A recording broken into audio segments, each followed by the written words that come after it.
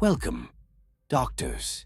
Today I bring you the story of Janine Sullivan, serial killer nurse. Imagine a quiet hospital in the late 1970s, where the sound of beeping monitors fills the air and patients place their lives in the hands of trusted caregivers. But beneath the sterile white walls of Mercy General Hospital, a horrifying secret was unfolding. In the darkened corridors of the night shift, one nurse wielded her power not to heal but to harm. This is the story of Janine Sullivan, a woman whose facade of kindness masked a chilling descent into depravity. Janine Sullivan appeared to be the perfect nurse, compassionate, attentive, and admired by her colleagues.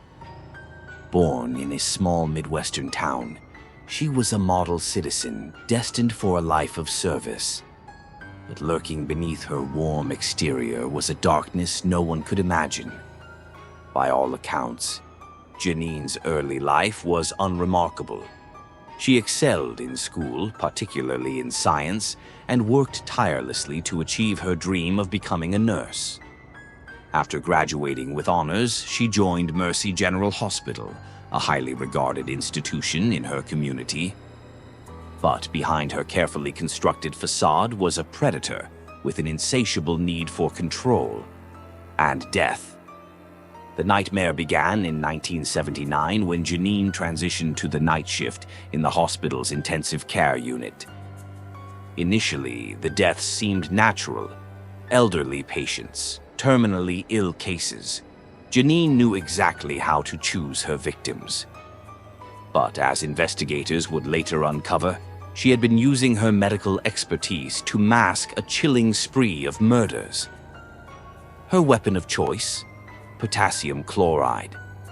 While typically used in small doses for treatment, an overdose can stop a heart almost instantly. For Janine, it was the perfect tool. Silent, effective, and often mistaken for a natural death. She was so calm under pressure, always the first to console grieving families. None of us suspected a thing. Charles Wiggins, one of her patients, he was recovering well. Then, out of nowhere, he coded. At the time, we just thought it was a tragic, unpredictable event. By 1982, Janine's web of lies began to unravel. A fellow nurse noticed an alarming pattern. Patients under Janine's care were dying at an unusually high rate. The hospital launched an internal investigation, but Janine's methods left little evidence behind. It wasn't until a pharmacy technician noticed discrepancies in the potassium chloride inventory that suspicions became accusations. In 1983, Janine Sullivan was arrested. During her interrogation, she maintained her innocence, claiming she was being framed. But as investigators searched deeper, they uncovered something truly disturbing: her private journals. There's power in holding someone's life in your hands, watching the light leave their eyes. It's intoxicating. I know there won't be a place in heaven for me. I've accepted my fate, and soon I will pay the price. Janine's trial became a national spectacle. Prosecutors revealed she had taken the lives of at least 12 patients.